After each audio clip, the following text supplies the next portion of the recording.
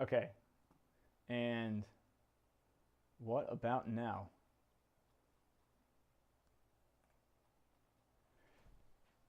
Do we have audio, correct? Let's see. All right, it's working. All right, fantastic.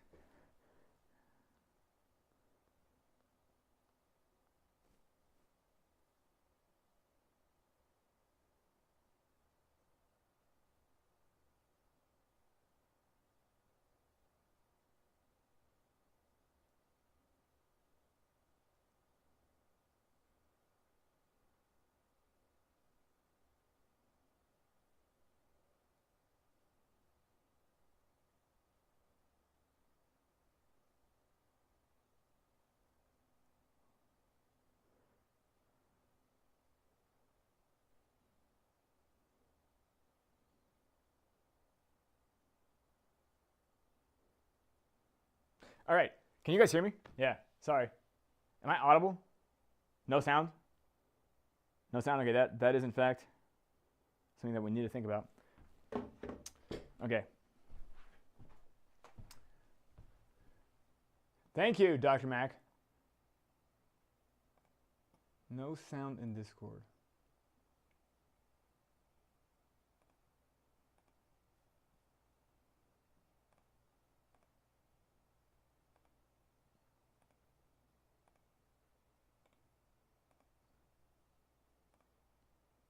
Okay, what about now? How is the audio now? All right, fantastic. Okay, so yeah, thank you. Thank you for the compliments on the sweater, Dr. Mac. I've had this sweater for a while, but I don't think it was ever like, we were never festive enough to really bring it to the scene, as it were. Anyways, so overall, I would say that we have good news to tell you guys. By the way, as part of an internal discussion concerning user experience, I think we're actually going to upgrade the fonts on the website early in lieu with this dashboard. This dashboard we're at least trying to roll out and get some beta testing going, because I realized that we did something pretty insane for all of 2024, and we used the exact same font for the title, as headings, as body text. Are you guys familiar with what I'm saying? That is insane, everywhere. Everywhere on every website, that's a really insane choice. Very rarely is that a good choice, and we did it with Allegard, of all things. I've also learned that we don't need to pixelate each element manually. We can actually just put up a really clean and smooth looking website, and then add pixelation with a CRT filter overlay after, and it makes the whole thing look better. So we're gonna do a little bit of aesthetic tuning to the DApp, because this dashboard, I think, will be received better if it also comes with some aesthetic upgrades too. Does that make sense to you guys? The dashboard's kind of an iterative process. But yeah, I will also say, by the way, that we're gonna have the epochs running again very soon. Due to some authentication problems, or should I say, certain websites had to upgrade their authentication protocols, and this caused delays on our end. Not a big deal. They're getting handled this month. Not even January. They're getting handled this month. Let's see. This stream is moving to Wednesday, so it'll be the same time but tomorrow. And I'm not gonna do it tomorrow. I'm gonna do it a week from tomorrow. Does that make sense, everyone? Okay, yeah, so it'll be Wednesday this time. The reason I'm doing that is to keep Sunday, Monday, and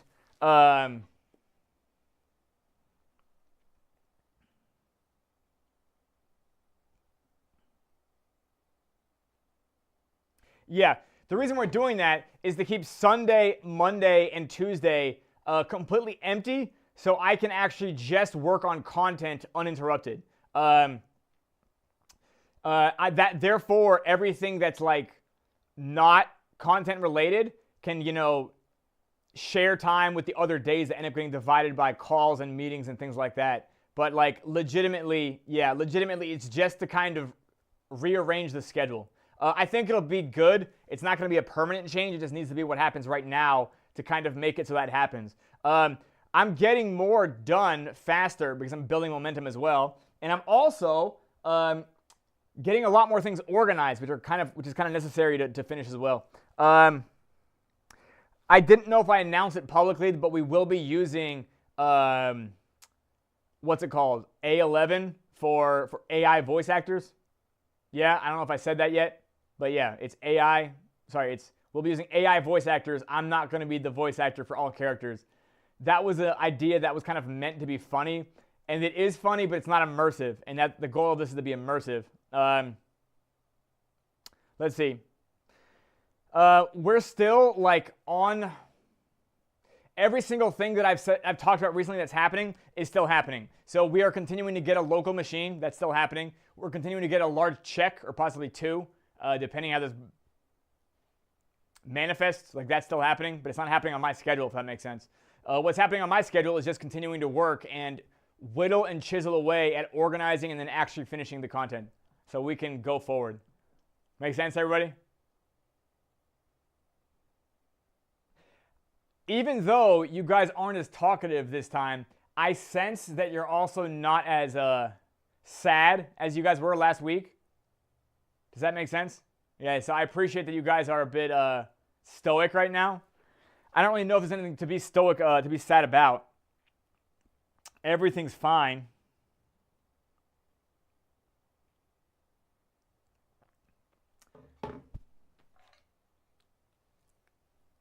Prozac, yeah. That's a good one, the classic one. Wellbutrin was what they gave me a long time ago for quitting smoking, of all things, and it didn't work. Yeah. Man. Let's see, who am I actually talking to here? Yeah, let me see. I would like to just address what I think people... Okay. Let's see. The dashboard is going to be something that we end up really dialing into user experience at the forefront. And the reason being is that this dashboard is actually the best LP yield dashboard in all of Web3. Does that make sense to you guys? Like as far as like what it tells you and what it consolidates, like I think that it gives you those multiple projections. I don't think any other dashboard does that or even understands why they should, unless they're custom built dashboards for like regular people. Do you guys get what I'm saying? So the fact of the matter is that even though I think everybody just wants, prices to go up, as it were, the more we can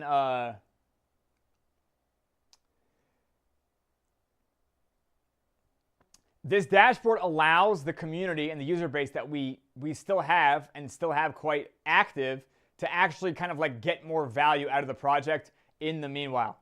Does that make sense? Great question, Abolito. It will be in English, and using AI will allow us to do it in more languages. So I will tell you this, Abolito. I just spent more time than I'm willing to admit to make sure that our fonts are good in Spanish and Turkish. Does that make sense? Because as you can imagine, some fonts don't do well to Spanish, and then others, Turkish is even crazier with the Latin alphabet. We also have Cyrillic fonts picked out too. So we have titles. Yeah, we have titles, we have headings, and then we have title, which is literally like the title font is what you guys saw on the flipbook. So we're not going to use it everywhere like we did on the flipbook. You'll have a title font, which is where it says the investment of Fergus Fenbrook. But then you'll have like heading fonts, which are kind of things for like the dashboards or like, man, it's hard to say. The titles, sorry, not titles. The headings is like when you click on an actual page and it says incantation witch fault. That's a heading. Does that make sense? The title is just the hero text. Is just either learn Pyre or Pyre DeFi or PYRESWAP. Does that make sense? So like literally like just kind of like the brand font. And then we'll also have different fonts for the body text. And the reason being is that humans actually make these psychological decisions based on how they view words. Actually, I'll write this out because this is pretty cool. This is pretty cool, I thought. And don't worry, I do have a whiteboard standing by.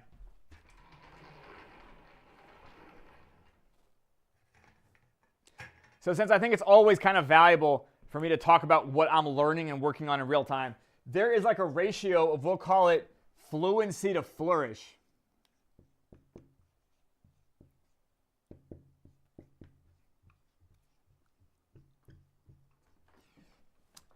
Can you guys see fluency? No, you can't. Right, look at that. Okay.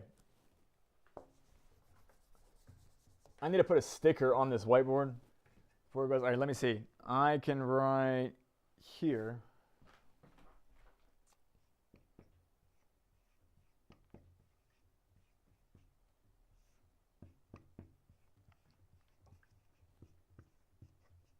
Okay, so can you guys read that it says fluency and flourish? I'll write it out in the chat too, just so the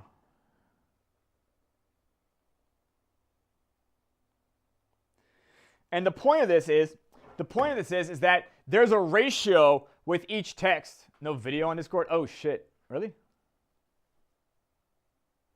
Why?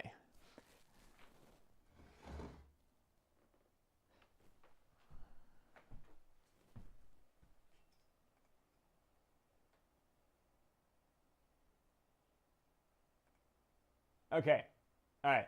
So I think what happened is I joined the channel. I'm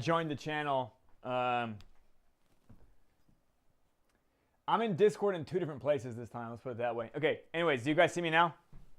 Can you guys see me now? Okay. And you guys can see fluency and flourish. I'm just gonna widen my stance here real quick. All right. So you guys can see fluency and flourish here. So basically, fonts need to kind of have a balance of fluency and flourish based on the job the job you're giving them. So like a title can actually have low fluency and high flourish. So like a title can be like 75 and 25, and a heading can be like 85 and 15, and then like body text can be like 95 and 5. And what this means, what fluency and flourish means, fluency just means that, let me actually sit down again. It literally just means, like, is it the feeling of familiarity and understanding? Like, is it feeling like, does it not feel foreign, if that makes sense? Is this lighting working right now? I guess it is, yeah. Okay. Does that make sense? So legitimately, like, if you're going to the Allegard font is not a very good font for fluency, and we used it everywhere. Does that make sense? And I don't know, we just didn't need to do that. Like, that was not required of us. But the title font, the hero font, as it were, that's the one where it's most forgiving. Like, you can put the most stylization on a hero text. In fact, here I'll show you guys an example of what I mean by that, because it's a very well-known example.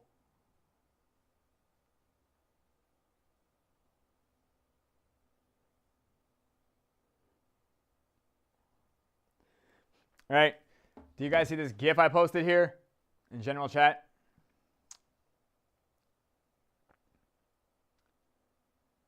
Yeah, so I don't know if you guys have seen that logo before, but you probably have, because it's the most recognized logo on planet Earth. Nobody writes like that. Like, nobody writes like that. Like, that's fucking insane. Do you guys get what I'm saying? Like, the only people who write like that are like graffiti artists, maybe, like if they're only deliberately trying to rip off Coca-Cola. Does that make sense? So the point of it is, though, is that it doesn't need to be fluent because it's the brand text. It's like the logo text. Does that make sense? Do I need to be brighter here? I think when I put the whiteboard on, it made me look like I don't know. Good to know for the future. Yeah, like this is a bit different.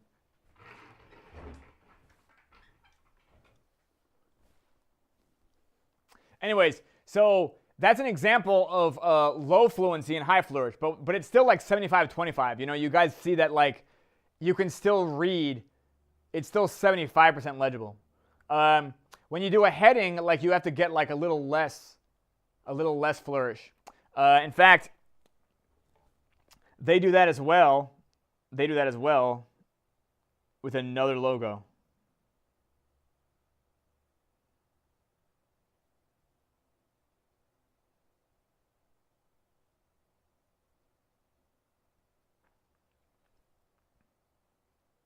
What an ad, by the way. Is that from Zoolander? Amazing. You guys can see that like the word diet is still written in that flourish, as it were, right? Or sorry, but then like the word Coke is now in a different typeface. Do you guys see that?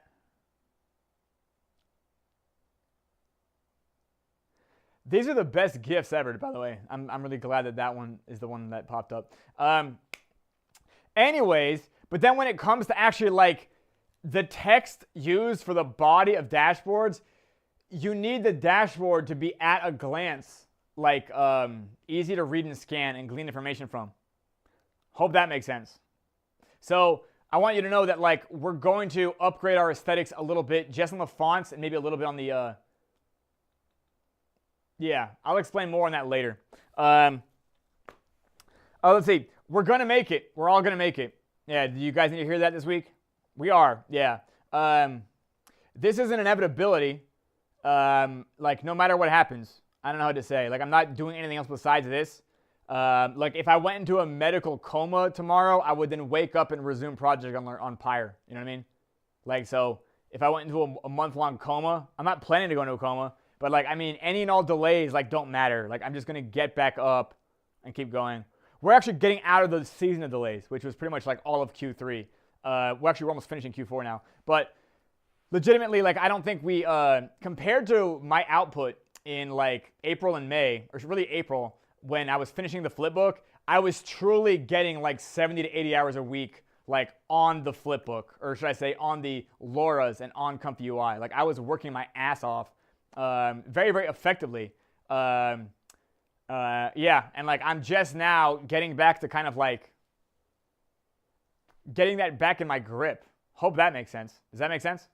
Anyways, do you guys have questions? I think I'm already. Do you guys want to talk about fucking? Here, I can do some fucking headlines. By the way, this stream is moving to Wednesday. It's moving to Wednesday. I will make an announcement about it.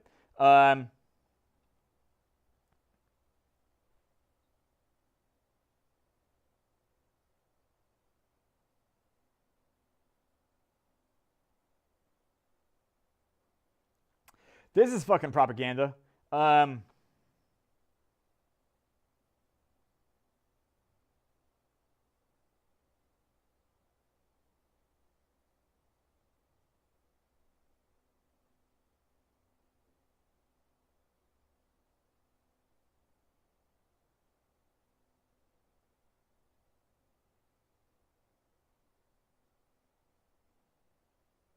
Yeah, okay.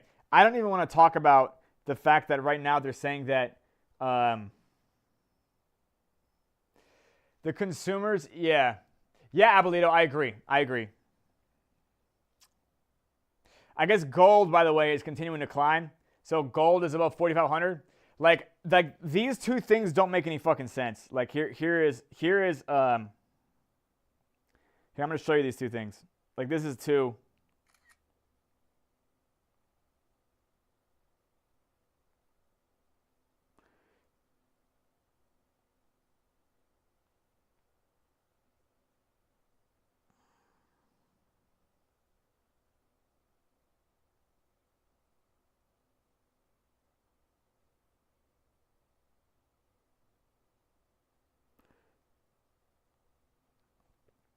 Yeah, I hope you guys can understand my arrows.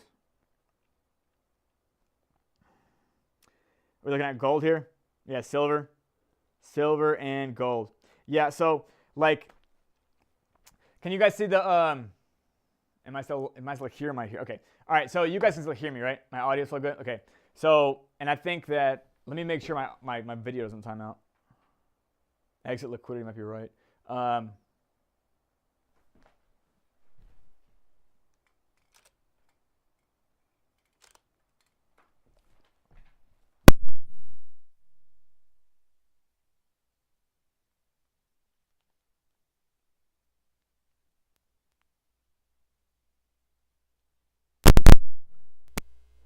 Okay, can you hear me again? Yeah, sorry, my mic unplugged. But anyways, so do you guys see the image where I'm posting these two things from the Wall Street Journal? So they're now bragging that apparently, like, consumer spending, get this out of the way. Consumer spending is driving economic growth. Yeah, holy shit. Like, I legitimately look like several shades of color healthier as soon as the whiteboard's off. Do you guys see that? Do you guys notice I look like nauseated with the whiteboard here? Okay, good to know we're not going to use the whiteboard as much as often. This is a set for recorded content, not so much live content. Like, I need you guys to understand something that, like,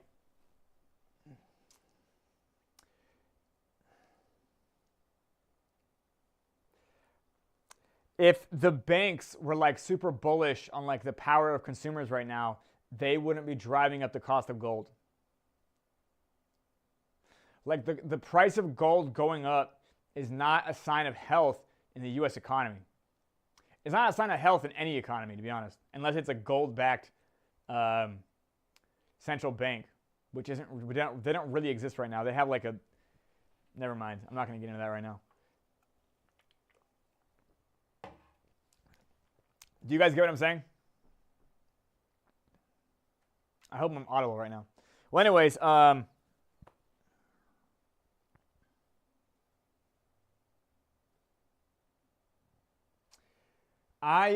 guess, yeah.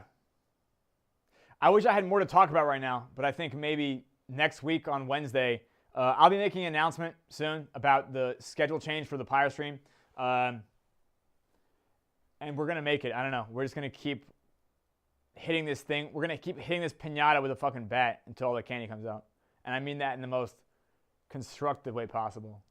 But yeah. I feel like I had more stuff and maybe like I didn't write them down as notes. Don't you guys hate, like, don't you guys look at like Web3 and you see only like this staggering level of incompetence? And I know that it's hard for me to say that shit when I'm still not finished with Learn Pyre. But I want you to know that like something that continues to motivate me is that if I don't win at this project, Web3 remains fucktarded forever. Like, I don't see a catalyst that is going to de-fucktardify Web3 besides the Señorage Circus. And we're going to do it in a way that I think is really unique. And because it's unique, it's going to be very powerful. And I do mean like Learn Pyre and the investment of Fergus Fenbrook. Like that's stuff that I think is very, very powerful. And I didn't realize it. But yeah, I think the more that I start working on the actual content again, I want you guys to know I am reminded of how much work I've already done on this. I've been working my ass off on Learn Pyre. I've never worked harder on anything before in my life. This is the weirdest thing I've ever done. Like the weirdest. Like it's just, I did nuke school, which took like 2 years. But like nuke school, you're in the military and you know, you don't have a fucking choice. Here it's like me by myself, self-motivating. And then the fact of the matter is that it's something that's never before been done. So I don't have like a teacher. So this is definitely like, I feel proud of myself for pursuing new challenges. And like the challenge matters because we're playing for like if we don't win, I don't know, like the world is not going to be as nice. Like the world is going to be shittier without Pyre. Yeah, Whisper, thank you for that. Thank you for saying that. Yeah, like, but yeah, I'm proud of where we are so far. I'll be even more proud when it's done. I'm blown away by how much I needed to change as a person to make this happen. And I guess that's the part that you just have to learn to embrace. But yeah, we're going to make it. Nothing is like out of control. Everything is fine. There is a concern about Chainlink, but we don't know that matters for us yet. Like Chainlink, Whisper, has Whisper looked this up the other day. Most of the nodes that Phantom Foundation still runs to underpin the chain, they could already leave if they wanted to. So what that means though is that like they're choosing not to. Either they can't leave or there's no point in leaving. It used to be over $1 million to fucking start a node on Phantom. Did you guys know that? Like $1 million in cash, because it was like Phantom was over $1 and you needed $1 million of them. Yeah, it used to be 1 million Phantom. Oh, Circle bought Axelar? Did it really? Well, that's great news. Yeah, hey, fantastic. There you go. I have no complaints about that. Is that new? Damn, see, I wish I got to stay ahead of this stuff. But again, I shouldn't even be writing this stream, to be honest.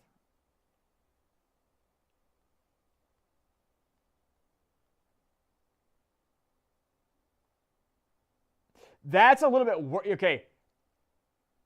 But they excluded the Axelar token. Okay, that's not a big deal. You mean they bought the Axelar network acquisition? Okay, let's see this.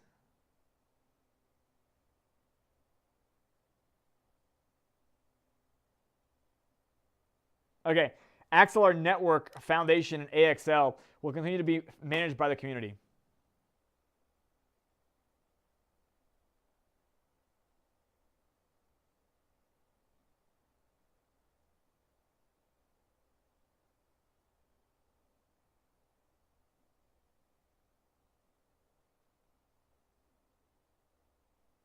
Okay, seems fine. Seems fine. And I mean, it's a good sign that Axelar Network is not going to be running into any financial trouble anytime soon, because Circle is fucking capitalized. I will say this. I kind of consider Circle to be like one of the groups that's sort of just in bed with the government when it comes to crypto. Does that make sense?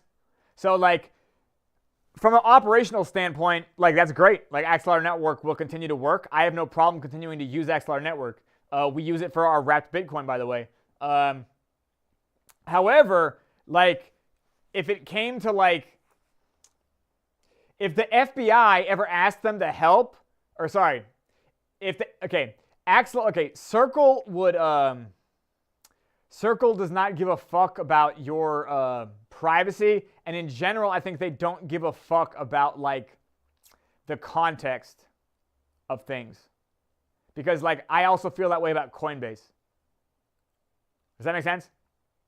Like I think that like it's great what they've done, but they are also what I consider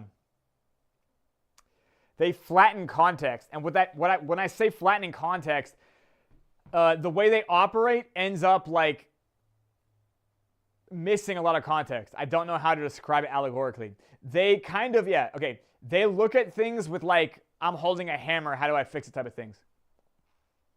And like, they're just a first mover, and yeah, I don't know. I don't have any interest in entering the centralized exchange space anytime soon. We would get into Bitcoin ATMs, or should I say crypto ATMs, before we got into centralized exchanges, because crypto ATMs are harder to regulate, and they don't become fucking, well, you guys get it. They don't become choke points. So like crypto ATMs, I think, is like the true way to go.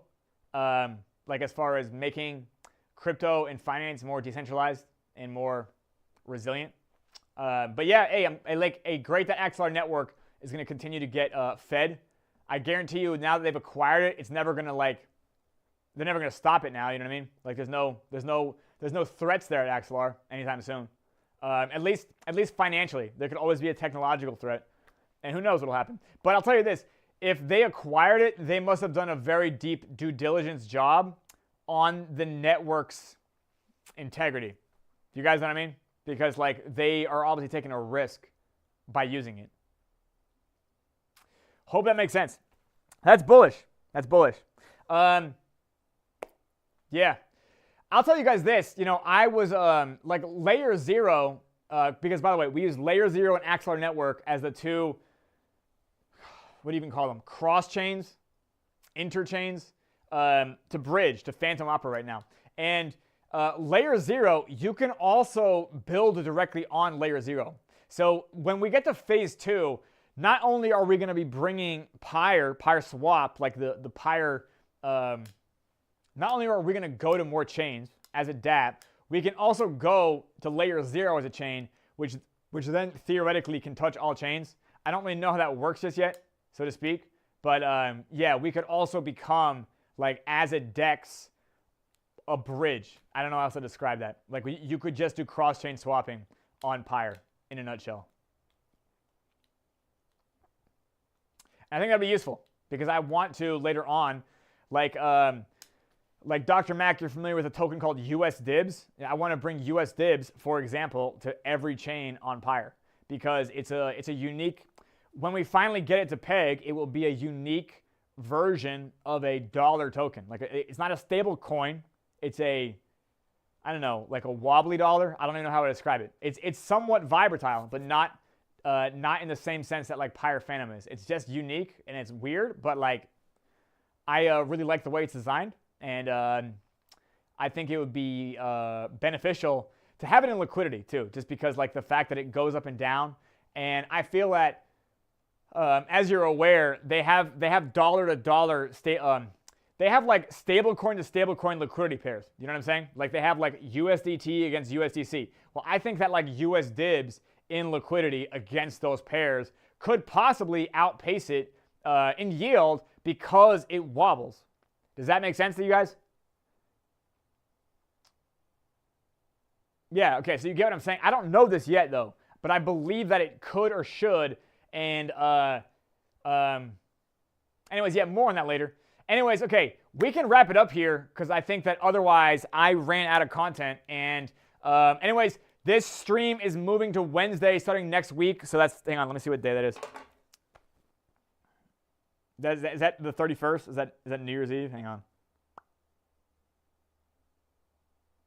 Yeah, so New Year's Eve will be the next Pyre stream. We'll do it on New Year's Eve. I don't give a fuck. And then I will say Merry Christmas to everybody. Merry Christmas. And yeah, we're all going to make it. I'm working through Christmas. I did it last time too. I think it's great. I don't know what else to say about that. Yeah, if you want to know what I'm doing for Christmas, I am going to give myself uninterrupted work time. Yeah, that's my gift to myself. Yeah. All right. Merry Christmas to everybody else. If you don't celebrate, I don't care. I guess you'll survive. All right. Thank you everybody for coming to the stream. Have a great rest of your day, and I will end the stream now.